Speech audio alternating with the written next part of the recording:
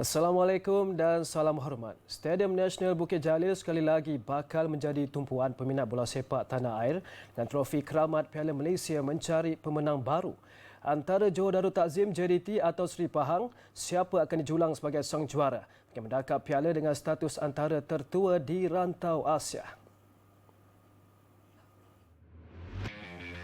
JDT yang turun dengan gelaran double treble hadir dengan misi mutlak bagi melengkapkan kepingan penamat terindah skuad Harimau Selatan.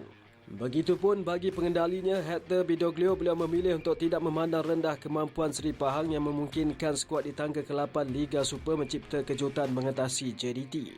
It's football. You in 1 minute you can lose everything. So we need to put our 100%. It's our last 90 minutes plus the additional minutes. We need to keep our moment. And tomorrow we have the last game, a very important game for the club. And we need to finish this season in the best way possible. Bidoglio secara peribadi berpuas hati dengan perkembangan pasukan, namun mengingatkan pentas final menuntut komitmen sepenuhnya daripada setiap pemain. Beralih ke Seri Pahang FC, skuad yang dibimbing Fandi Ahmad, pasukan berkenaan memiliki hasrat besar iaitu untuk mendakap semula trofi Piala Malaysia sejak kali terakhir melakukannya pada 2014. Sedar tugas di galas perlawanan akhir tidak mudah, Fandi bagaimanapun menuntut mentaliti dan kualiti tinggi seluruh barisan pemain di atas padang. Yang paling penting saya mentaliti. Kualiti harus ada, tapi mentaliti kalau tak ada susah. Sebab tu saya lihat dari mereka punya disiplin, determinasi, bukan hanya kebolehan, tapi kemahuan lebih tinggi. Pasal lawan Johor tak ada kemahuan, pingsan. Fandi berkata sebahagian besar pemain dalam skuad kendalanya belum pernah beraksi di pentas final kejohanan berprestij itu, namun beliau yakin situasi itu akan menjadi motivasi tambahan kepada mereka.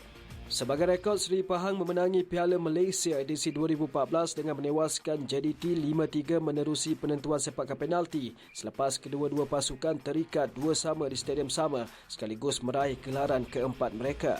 JDT pula dalam misi mencipta sejarah sebagai pasukan pertama memenangi gelaran triple treble selepas dinobatkan juara Piala FA dan merangkul kejuaraan Liga Super musim ini.